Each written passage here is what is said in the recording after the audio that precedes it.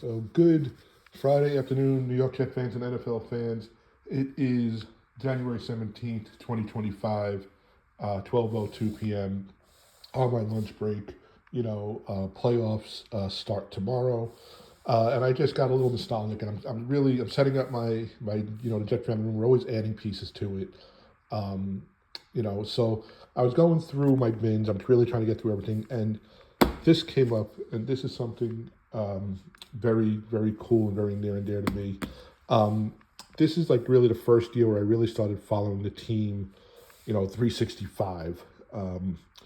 So, this is before the internet, this is before podcasts and video blogs, and, even before chat rooms and AOL and things like that, where, we used to get the schedule from either the team sending out a mailing or in the newspaper. I would do clippings after every game. I would do the Tuesday clippings, not the Monday clippings, the Tuesday clippings. So you could see, the logo that we had back then. That's the logo now. FAN was doing the games back then. This is Brownie Nagel's first regular season game with the Jets. And you can see I used to leave notes also. So the Jets lost. They went to Atlanta. They played in the Dome for the first time. The Jets lost. They missed 2 field goals. They lost by 3 points. Nagel threw for 366 yards, and you said to yourself, wow, this is really going to be the year. We have the QB. Other than the sack exchange, Lagerman was the first real Jet I followed after that. And he wound up getting hurt that first game. The Jets wound up going 0-2 as they lost to the Steelers.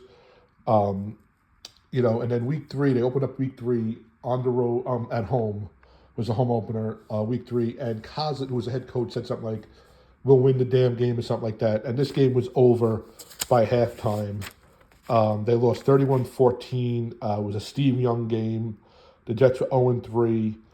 And this is actually a game I went to with my future father-in-law. He got tickets like last minute, like 11 o'clock. It took us like an hour and a half to go a mile to park.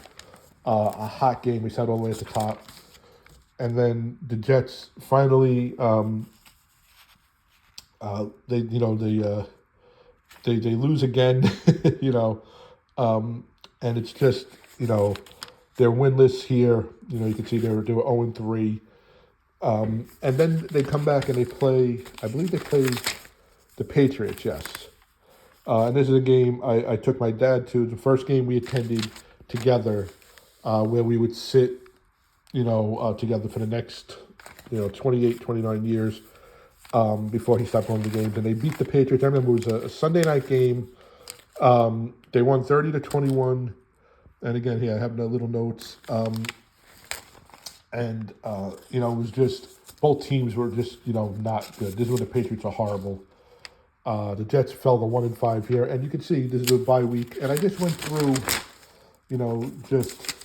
different games and whatnot. Jets Bills, Jets Dolphins, and you see the price of the ticket, $25. Now one of my tickets is more than what 2 tickets or 5 tickets would probably cost me back then. And just going through the season, this is what we used to do to document the games. This is what kept you interested, each week. Of course, Dennis Byrd was hurt in a game against the Kansas City Chiefs, right here. And I can remember sitting there and not realizing the extent of the injury until we saw the ambulance leave the far tunnel. So the rest of the season really was dedicated to Dennis Byrd. They went to Buffalo, I remember, the week after that he got injured, and they beat the Bills. So I did this, and then the season came to an end. Last game of the season was the day after Christmas. I took my future wife to this game. Jets, I believe, lost 20-0, yeah. And it was just, I remember one of the plays, Brownie Nagel stepped back to pass, and the ball got tipped out of his hand as he was back to cock it back, and it was ran back for a touchdown. The playoffs that year, the 92 playoffs, Washington at Minnesota, KC San Diego, Houston, which was the Houston Oilers back then, at Buffalo, That is a game that Buffalo came back from a tremendous lead that Houston had. Here, off-season news, they're going to the Talkers put a dome on Giant Stadium. Dan Reeves, Ray Handley, Mike Ditka are fired. These are just some random pictures from that year. This is a Monday night game that the Jets lost in the last few seconds to Jim Kelly. That they were warming up, And then off-season, they signed Boomer Esiason, Ronnie Lott, and Lennon Marshall. Here was the schedule. This was probably the daily news that it came in. And if you look, so they lost to Denver at home. That was when Dennisburg came back. They won at Miami. They had a bye week 3, which was incredible back then. Then they blew away the Patriots. That was the Parcells-led Patriots. Then this game here, they lost to the Eagles. They were up 21-0 at one point. And then it was all downhill. This was the Halloween game I was talking about with the Giants. Then they went on a win streak. And then this game here with Indianapolis, they lost on a last-second field goal in the rain. They needed one game to win out of the last 3, and they lost all 3. This, like I said, this book is from like 30 plus years ago. Here's Paul Frees. I'm trying to see who else we have here. Shannon Sharp. Shannon Sharp always dressed to impress. Dennis Bird signing autographs after the game. And just something I did. Like I said, this was the Super Bowl team came back. You can see here on the screen, Joe Namath.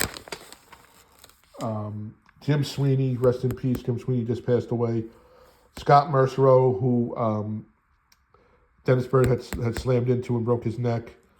Ronnie Lott, James Hasty, here on the screen. 40 is Hasty, 42 Ronnie Lott. And these are just, the games for those 2 seasons. Then the following season, I started a new book, and I'm like, you know what, we're going to do this. Bruce Closet fired Pete Carroll, new head coach of the Jets. Blair Thomas is released. Phil Simms is released by the Giants. The New York Rangers win the Stanley Cup. Jets signed Art Monk. O.J. Simpson arrested in murder of ex-wife. Lawrence Taylor retires. Tony Meola, U.S. soccer team goalie, tries out for the Jets. Brownie Nagel is released. Nick Lowry signs with the Jets. And Johnny Johnson was the previous year's MVP. Here it is, Pete Carroll, head coach. Here's the schedule. And I can remember I was at a wedding this game. This was Labor Day weekend. I was at a wedding. The Bills home opener. The Jets beat them. Then came back and won in overtime against Denver. And then here is the infamous Spike game, the day after the weekend of Thanksgiving. Again, just all these different, games that I attended. This was a Sunday night game. This was a game, Sunday night used to be on TNT. And if you remember the old Giant Stadium, there was the 2 tunnels, the North and South Tunnel. Or the East and West Tunnel, I don't know which way it went. But over the tunnel by where we were, where the players did not come out of, they used to set up a stage for the TNT crew, the Sunday night crew. And I think it was like Phil Simms was part of it. And the stage actually collapsed. And that was the last time they put the stage there. Some more, games.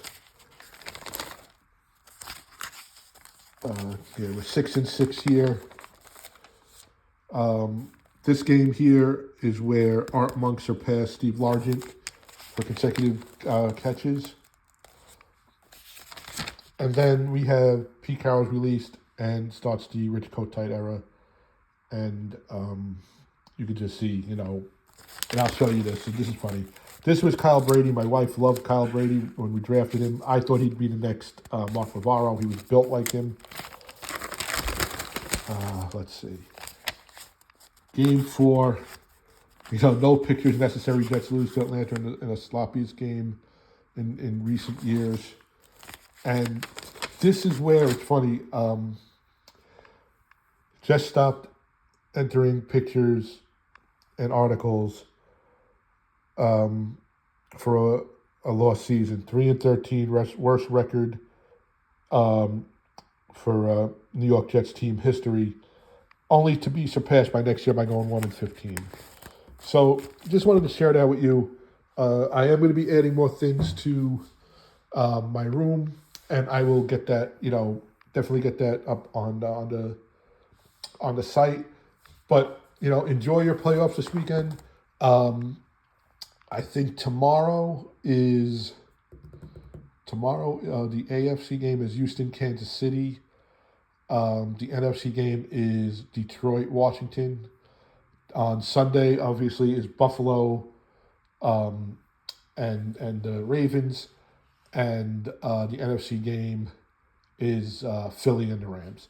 So you're watching The Takeoff. Please subscribe. The Takeoff, of course, on YouTube. The channel is at The Jets Takeoff. You can email us, thejets_takeoff@gmail.com, and find us on Twitter at The Jets Takeoff is our Twitter handle.